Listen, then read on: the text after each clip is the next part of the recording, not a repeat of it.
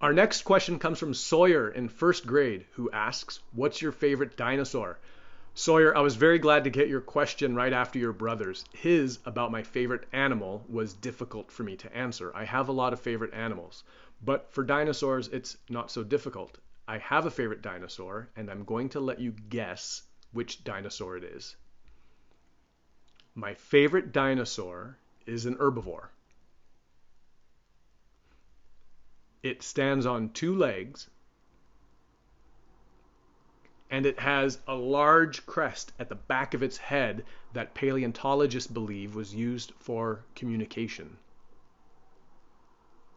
It's the Parasaurolophus. That's my favorite dinosaur. I was wondering if I could guess yours, and then I thought, no, I don't think I can. You have access to a lot of really good dinosaur books and some good dinosaur shows like Dinosaur Train, and I have the feeling you know more dinosaur names than I could guess. When I was a kid, I remember dinosaur books being pretty hard to come by, and the ones I found almost always talked about T-Rex, Brontosaurus, Stegosaurus, and Triceratops. They were the big four of the dinosaur world, and they took almost all the attention. I decided at some point that I wanted to write my own book about dinosaurs that would feature all the many different kinds of dinosaurs. And when I was older, I did. That's this book right here. Now, I wrote this story a really long time ago. I wrote this story in 1997. That's 23 years ago. I wrote it and then I put it away. And about 10 years ago, I had the idea it might make a good book. So I pulled it out of my filing cabinet, worked on it, added a lot of drawings, and that's what I'm holding now. And I thought if you were up for it, we could read it together.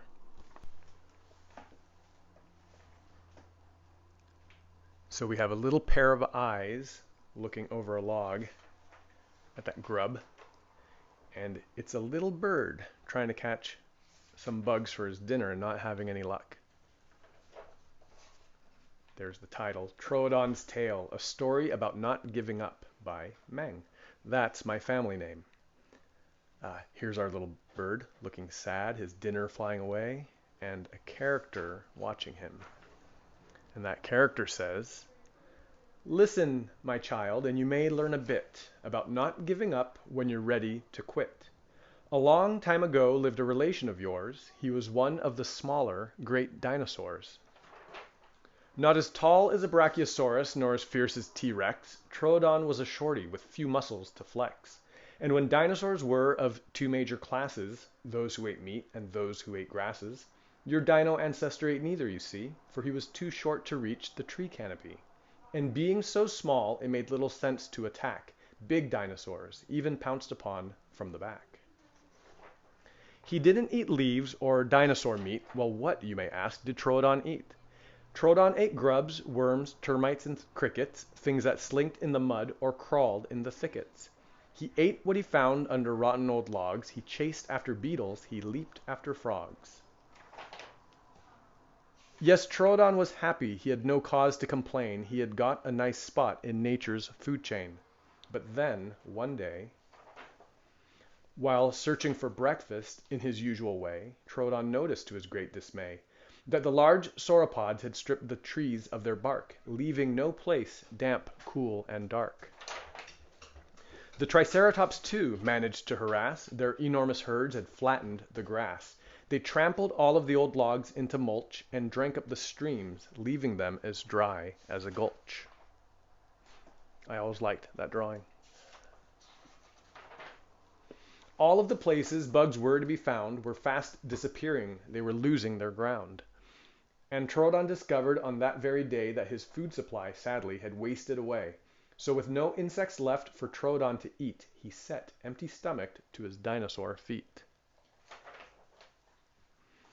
Then, after much searching, he found an old stump, so riddled with bugs it made his heart jump. And a jump it was too to this rotten old tree, but Troodon figured, how hard could that be? With a flick of his tail he leaped as far as he'd go, and fell 50 feet to the river below. Splash! Coughing and spitting in surprise at his fall, he crawled out of the river and back up the wall. where he found himself still on the insectless side. The opposite bank was too steep and the river too wide. A bridge, he decided, is what he would need to cross over the gap to where he could feed. And there at the edge stood a tall, slender beech that, tipped over the gap, would definitely reach. But to tip over this tree of sufficient length was beyond his means. He hadn't the strength. When suddenly shuffled by an ankylosaurus so great it could knock over the tree with its tremendous weight. Troodon quickly dug up a clump of sweet grass and held it aloft as the ankylosaur passed. And the ankylosaur smelled it and smiled a slow smile, and turned to follow Troodon, who, the whole while, was slowly making his way carefully back to the trunk and then up the tree. And the ankylosaur followed him right up the trunk, which bent and then creaked, then fell over, kerplunk. Excited and gleeful, Troodon just couldn't wait. He raced across but forgot to put down the bait. And the ankylosaur followed in pursuit of the snack, unaware that its weight would make the bridge crack. Once more to the river, Troodon found himself falling, but he wanted those bugs, and there was no sense in stalling. So he scrambled back up, his tail dripping and drying. He knew if he was to make it, he would have to keep trying. He thought, if a bridge made of wood was too unreliable, he needed to make one of something more pliable.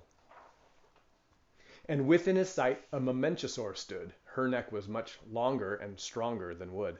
Her long neck could reach the log with great care, but how could he get her long neck to go there? He stood on the ledge and raised such a clatter that the mamenchosaur had to see what was the matter. Troodon kept pretending to be in desperate need of a colorful fruit that was bright and bore seed. He smacked and he sighed, licked his lips, rubbed his tummy, till the mamenchosaur thought that odd fruit must be yummy. And when the mamenchosaur stretched her neck to that spot, Troodon scrambled onto her back and took off like a shot. But before he had crossed much more than a fraction, the mamenchosaur developed an allergic reaction. She snuffled and sneezed a great ah, ah, ha, whoosh, and again in the river Troodon fell, kersploosh. Undaunted by his third dunk in the drink, Troodon paced, trying to think of a way to get over this impassable gap, when he stepped on a twig and made a loud snap. The sudden noise startled a gallimimus flock. They shot through the grass and leaped over a rock, and Troodon knew then how to reach the far side. He needed a speedy gallimimus ride. He climbed up a tree and perched on a limb until a gallimimus walked right below him. Then he dropped from the tree and covered the eyes of the gallimimus, who, from the surprise, bolted like lightning. They were off willy-nilly, but Troodon held on tightly until he was headed straight for the gap great and wide. Then he uncovered the eyes of his panicking ride, hoping that when the gallimimus caught sight of the wide gap ahead, it would leap from the fright. But instead of a leap, there was a screech and a stop, and Troodon fell off and fell in, kerplop. Wet once again and extremely perturbed, Troodon's three best ideas had been cruelly curbed. He was at a loss of ideas. He could not think of one, so he let his mind wander as he sat in the sun. And as he sat at the edge of the precipice there, a pteranodon flew by high above in the air. And exactly as smoothly an idea glided into his mind. He would make wings of his own, but the green leafy kind. He gathered the branches of the leafy cycad, tied them with vines, and found that he had a great set of wings, and so excited was he, no sooner had he tied them on than he climbed up a tree. And from this high perch, Troodon could see his goal. He took a deep breath to strengthen his soul. Then, closing his eyes, he made a huge leap. And he glided, and he landed on the other side in a heap. So you see, little one, no one ever succeeds who doesn't try his hardest to accomplish his deeds. And if you should fail time after time after time, be like Troodon, don't give up, and remember this rhyme. You won't win if you quit and abandon your plan. that is just as true now as when time began. And there's our friend.